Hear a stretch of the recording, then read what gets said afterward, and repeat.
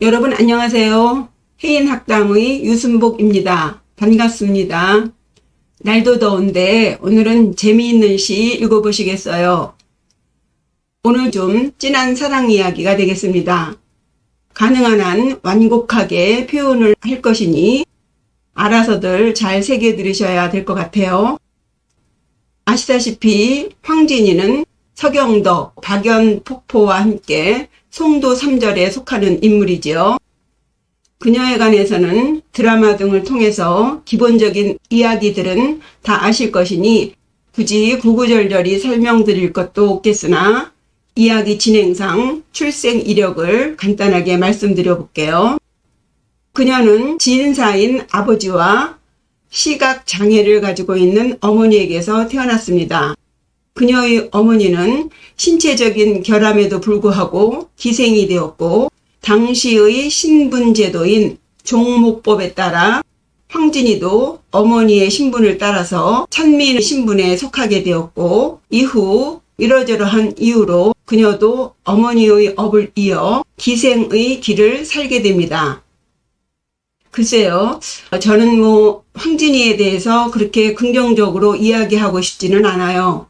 기생 출신으로서 도저히 넘을 수 없는 신분의 한계가 있었겠지만서도 자신의 신분에 대한 분노 혹은 그 신분을 극복하는 방법의 하나로서 양반 사대부들을 희롱하며 공부하는 선비들을 방해하고 그들을 절복시키는 것을 대단한 무용담으로 삼는, 그럼으로써 또 스스로 자신의 공부와의 인연도 끊어버린 어리석은 여인이다. 그 정도로 생각하고 있습니다. 때문에 황진이에 관한 이야기는 한낱 기생에 불과한 여인을 호색한들이 재미삼아 지나치게 미화시킨 것이다고 봅니다. 글쎄요, 좀 지나칠까요? 그녀에 관해서는 천편일률적으로 칭송이 자자하니 굳이 그 이미지를 깨고 싶지는 않습니다. 오늘 읽어보실 시 한 수로 그녀를 알 수는 없겠지만 함께 읽어보면서 남들이 하는 말들 말고 우리 스스로 직접 황진이라는 기녀에 대해 다시금 생각해보는 시간을 가져보도록 하겠습니다. 오늘 감상하실 시를 읽기 전에 먼저 읽고 넘어가야 하는 글이 있습니다. 소세양과 황진이가 처음 만났을 때의 이야기예요. 한때 송도에는 황진이라는 기생이 있는데 한 번 보면 아무리 공력이 높은 선비도 넘어가지 않을 수 없으며 그녀 또한 아무나 만나주지 않는다는 소문이 돌았습니다. 급기야 그 소문은 조종 대신들 간에도 입질에 오르내리게 되었습니다. 그러자 당시 판서였던 소세양이라는 인물이 동료들에게 세 가지 장담을 합니다. 황진이를 포실라이제이션을 해서 그녀와 30일을 함께 지내고 30일 되는 날 뒤도 돌아보지 않고 돌아오겠다. 만약 그 날짜가 넘으면 자신을 색광이라고 불러도 좋다라고요. 사실 그 대단한 황진이의 호감을 얻어내는 것도 어렵겠거니와 바쁜 황진이의 스케줄에도 불구하고 30일간 황진이를 붙잡아두는 것도 쉬운 것이 아니죠. 더더군다나 이미 정이 담뿍 든 상태에서 그녀를 박차고 나오는 것은 더더욱 어려운 일일 것입니다. 어쨌든 그렇게 큰 소리를 빵빵 치고 소세양이 제일 먼저 한 일은 황진이에게 편지를 보내는 것이었어요. 근데 그 편지 내용이 구구절절히 당신을 사랑하네 마네 이런 내용이 아니라 딱 한 글자 석류나무 류자 한자래요. 그 편지를 받아본 황진이가 답서를 보냈는데 그녀 또한 그에 맞춰서 딱 한 글자 물고기 잡을 어자를 써서 보냅니다. 이 글자들의 뜻풀이를 추구에 다음과 같이 소개하고 있어요. 석류 나무유 고기 자불어 큰 선비이니 어찌 놀지 않겠는가. 고상한 기생은 본래 말하지 않는다. 입니다.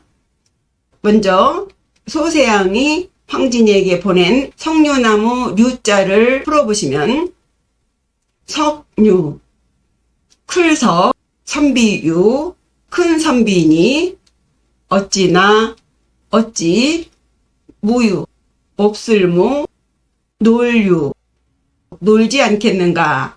이 내용은 이 석류나무 유자를 그대로 한문으로 옮긴 것이죠.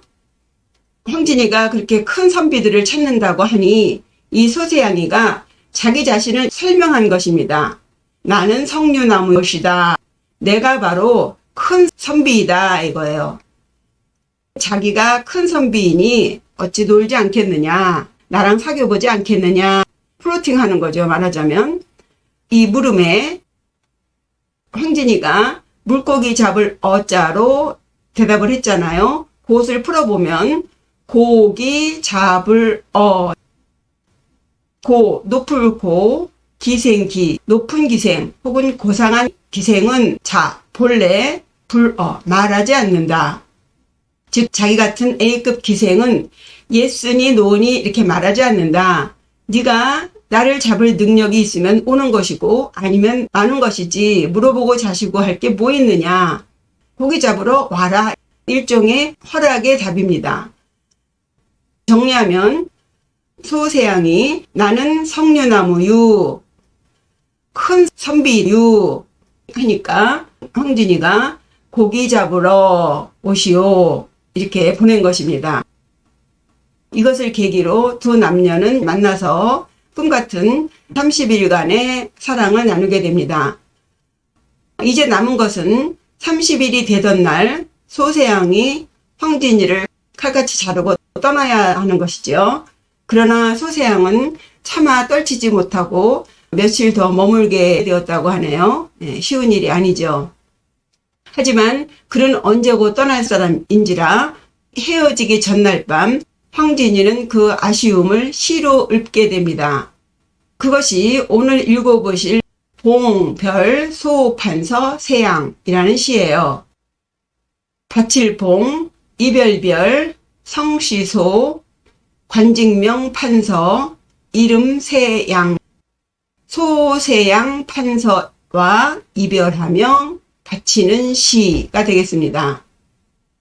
이 시의 형식은 한 구에 5자로 수연, 하면, 경연, 미연 4개의 연으로 구성된 5원 유시입니다. 각 연의 끝에 누를황, 술잔상, 향기로울 향, 기인장 해서 이응을 운으로 맞췄죠. 그럼 첫 번째 수연부터 읽어보시겠습니다. 월하 오동진 상중 야국황 달빛 아래 오동잎은 다 떨어지듯이 온 서리를 맞아도 들국화는 노랗게 피었다네. 이 해석 자체는 그렇습니다. 그러나 역시 이 한자는 거의 암호화 같은 것이죠. 그 속에 작가가 하고자 하는 또 다른 의미가 있죠. 그거를 찾아서 읽어내야죠. 앞구부터 보셔요. 월하, 달 아래, 달은요 황진이의 기생 이름이 명월이지요. 그래서 이 월자는 황진이 자신을 말하고 하자는 전미사로 붙였다고 보세요. 그래서 월하 하면 달이 짱 하고 뜨면 황진이의 등장을 표현한 것 같아요. 그 다음에 오동나무 하면 가을이지요. 오동추야 달이 밝아 오동동인가 그런 노랫말이 있듯이 가을의 오동나무는 달과 케미가 있는 것이죠. 그런데 이 달 아래에서 오동잎이 다 떨어졌다 합니다. 그러면 가을이 아주 깊은 시간적인 배경을 말하고 있죠. 그러나 그것은 겉으로 보이는 배경이고요. 또 다른 의미가 있는 것이 옛말에 아들을 낳으면 소나무를 심고 딸을 낳으면 밭에다 오동나무를 심는다는 말이 있어요. 이 오동나무는 매우 빨리 자라고 또 단단하면서도 아주 가볍기 때문에 딸이 자라서 혼기가 차면 그 오동나무를 베어서 가구를 짜서 혼숫감으로 쓰기 때문이랍니다. 그러니까 이 오동은 이 황진이가 상대하는 그런 남자들의 부인들, 최소한 이 오동나무로 가구를 짜서 혼숫감으로 가지고 가는 양반인네들, 여인들, 더 위로는 고간 대간집의 만화님들을 이 오동잎으로 비유한 것입니다. 그래서 월하 오동진 하면은 천하에 황진이가 짠 하고 나타나면 아무리 대갓집 만화님이라도 다 무릎을 꿇는 오매 기주고 하는 상황을 지금 이렇게 설명했다고 짐작이 갑니다. 한음 이덕형이 황진이에 대해서 평하기를 그녀는 아름다운 외모를 지닌 천사였고 천재 시인에다가 노래에 관한 한 또 절창이라고 칭송을 했다 합니다. 그러니 어느 여인네가 그런 황진이를 당할 수 있겠습니까? 그런 의미가 들어가 있는 구절이에요. 거기다 이제 한술 더 떠서 상중 야국 황 한서리 속에서도 들국화는 노랗게 핀다네. 상중 서리상 가운데 중 한서리 속에서도 그 서리상자 속에는 잃을 상, 죽을 상 같은 의미가 있어요. 가을에 서리가 내리면 온갖 식물들은 다 죽지 않습니까? 가을이 깊어지면 그 두툼한 오동잎도 한 잎, 두 잎 다 떨어지는 그 와중에도 야국, 황, 들야, 국화국, 누를 황, 들국화는 노랗게 핀다네. 그냥 국화도 아니고 들국화예요. 이 들국화는 도연명이 말하는 은자의 꽃도 아니고요. 온실 속의 꽃도 아닌 누구도 볼 수 있고 누구도 마음에 들으면 꺾을 수도 있는 들국화입니다.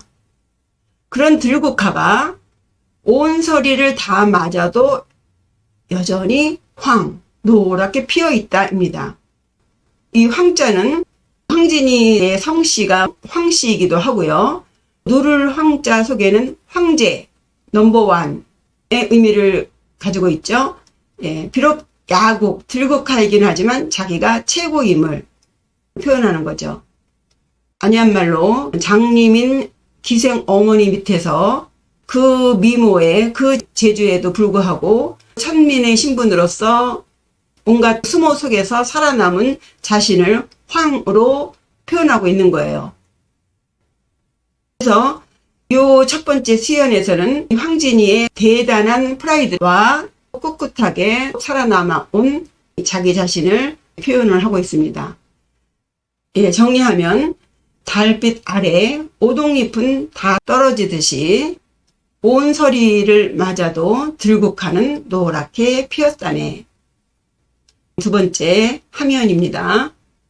수연에 이어서 황진이 자신의 그 높은 기량과 자기가 상대하는 남정네들의 수준을 구체적으로 표현하고 있습니다. 누고 천일척, 인취 주천상. 누각은 높아서 한 척이면 하늘에 닿겠고 사람은 술 1000잔 정도는 마셔야 취한다네. 예, 이것은 일단 1차적인 해석이지요. 예, 앞구 보시면요.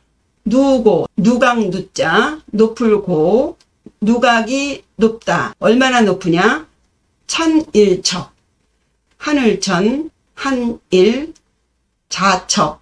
한 척이면 하늘도 닿을 정도로 높은 누각이다. 누각이라고 한다면 나무 목자에다가 쌓을 누자예요.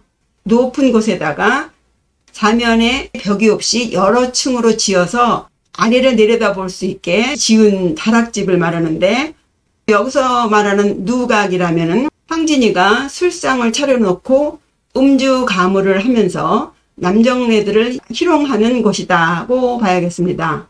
근데 그 누각이 하늘에 닿을 정도로 높다라고 말했잖아요. 이것은 황진이의 미모와 재주가 얼마나 특출한지를 표현하기도 하겠고 황진이의 인기를 짐작할 수도 있겠습니다. 그래서 아무나 올라올 수 없는 누각이 아니다는 뉘앙스를 주고 있죠. 그럼 거기에 올라올 수 있는 사람은 어떤 사람이냐를 뒷구에서 설명을 하고 있어요. 인취 주천상. 사람이 취하려면 천잔은 마셔야 취한다. 인취, 사람인, 취할취. 황진이가 상대하는 이런 사람은 취하려면 주천상, 술주, 일천천, 술잔상, 천잔은 마셔야 취한다. 일단 1차적인 해석은 황진이가 상대하는 남정네들은 술 몇 잔에 해롱되는 그런 쫌생이들은 아니다. 물론 주량이 세다는 의미가 없지는 않겠지만 웬만한 미색이나 재주로서는 녹일 수 없는 남자. 웬만해서는 넘어가지 않는 그런 상대들을 말하는 거죠. 그러니까 벼슬의 지위도 있겠고 시서와 삼절에 뭐 여러 가지 면에서 이 누각의 높은 것에 걸맞을 정도의 풍류남아를 이렇게 술로 비유해서 설명했습니다. 지금 이거 소세양한테 바치는 시잖아요. 그러니까 자기의 콧대가 높은 것만큼 상대도 그 정도는 돼야 된다. 그 상대가 누구냐? 바로 소세양 당신입니다. 라는 것을 이렇게 표현한 것이죠. 세 번째 경연입니다. 간전이에요. 이제 서로 티키타카 하면서 간 보는 것도 지났고 드디어 사랑하는 장면입니다. 유수 화금냉 매화 입적향. 흘러가는 물은 검은고 소리와 화합하여 차갑고 매화는 피리 소리에 스며들어 향기롭구나. 이 연을 1차적으로 해석을 하면은 그야말로 한쪽에 시냇물이 흐르고 검은고 소리와 피리 소리가 울리고 매화는 향기롭고 뭐 이런 식의 그 술자리의 배경을 설명한 듯한데 이 정도면은 의미가 없겠죠. 당연히 이 속에 내포하는 의미가 있습니다. 네, 앞구 보시면 유수 화금냉 유수 흘러가는 물이죠. 네, 여기서 물 숫자는요 주역에서 하나의 양이 두 개의 음에 빠져 있는 형상을 그린 빠질 간께에 해당합니다. 즉 소세양이 부인이 있으면서 황진이를 만나는 상황을 지금 물 숫자로 표현을 했죠. 그리고 또 혹시 소세한다는 말 들어보셨나요? 옛날 어렸을 때 할머니들이 쓰던 단어인데요. 머리 빗을 소, 얼굴 씻을 새 해서요. 앞에 석류나무류와 물고기 잡을 어자를 풀어내듯이 이 소세양의 이름을 한글 발음으로 하면은 소세하는 모양이라고 풀 수 있습니다. 그래서 이 소세양은 물과 관련되었다고 할 수 있겠죠. 그래서 이 숫자는 소세양을 말해요. 근데 이 숫자에다가 흐를 유자를 넣었죠. 당연히 흘러가는 물, 즉 30일이 지나면 떠나가는 소세양입니다. 그 다음에 화금은요, 일본어로 와공이라고 해서 줄이 6줄이 달린 검은고를 말합니다. 그런데 여기 화자는 요 뒤에 들어갈 입자와 대꾸이기 때문에 여기서는 화합하다, 응하다 이렇게 읽으셔야죠. 그런데 여기서 이 검은고는요, 단순히 악기를 말하는 것이 아니고 여성의 몸을 말합니다. 그래서 남자가 검은고 악기를 타듯이 여인을 사랑하는 장면이에요.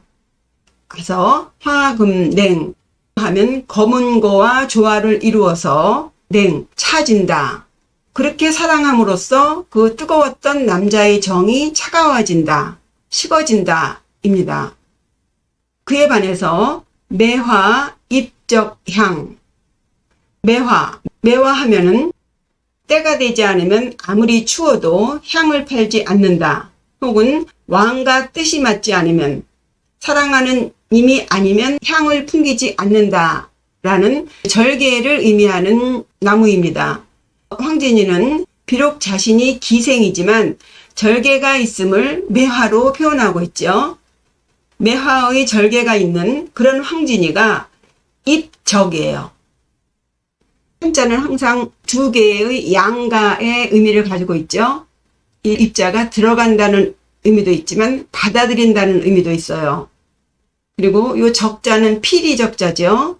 이 피리라는 것은 대죽으로 만든 대롱 모양의 구멍을 뚫어서 불어서 소리를 내는 악기잖아요. 즉 대롱 모양이라든가 분다든가 하는 것은 남성을 말해요. 그러니까 매와 같은 절개를 지닌 황진이가 지금 소세양이를 받아들여서 더욱 향기를 내는구나 입니다. 사랑하는 장면을 이렇게 표현을 한 것이죠.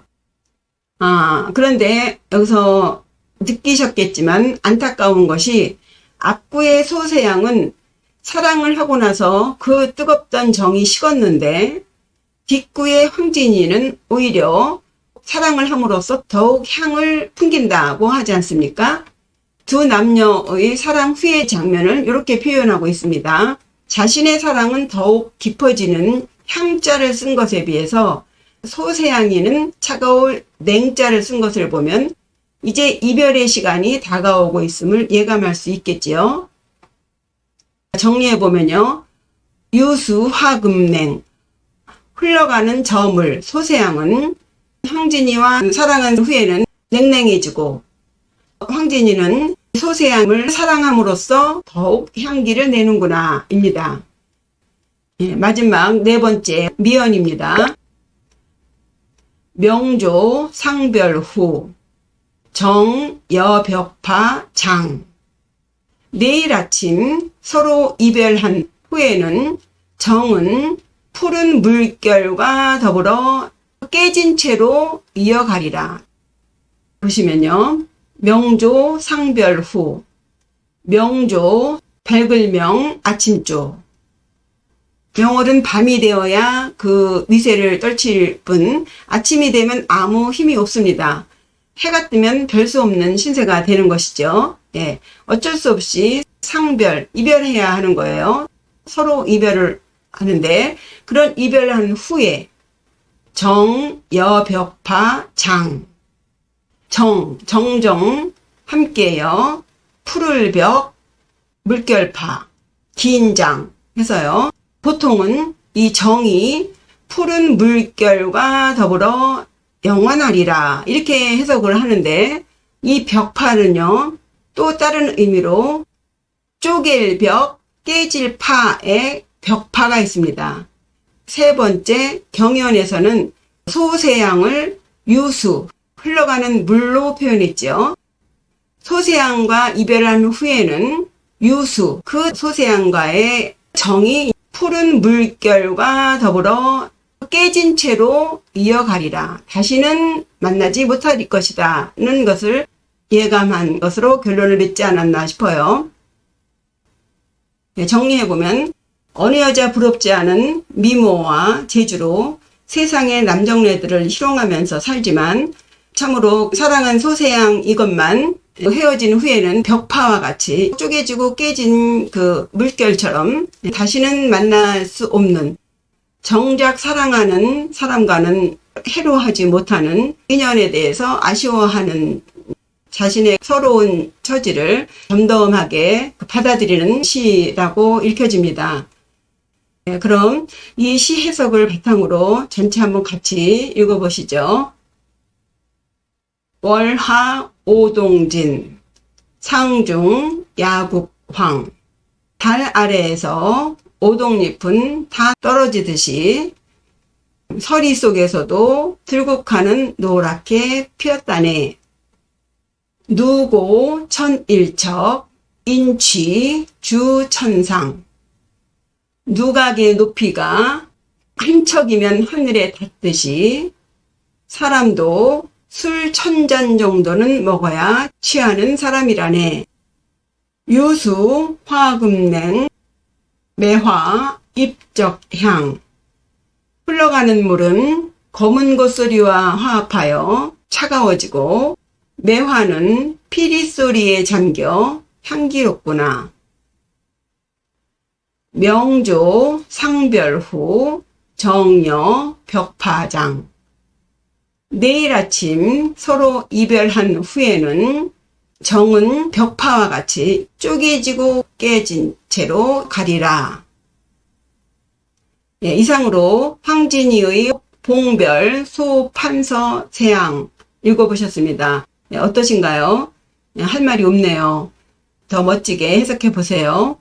예, 끝으로 황진이와 관련된 시조로 황진이의 묘에 술 한잔 따라준 죄로 파직당한 백호 임제의 시조로 마무리해 보겠습니다.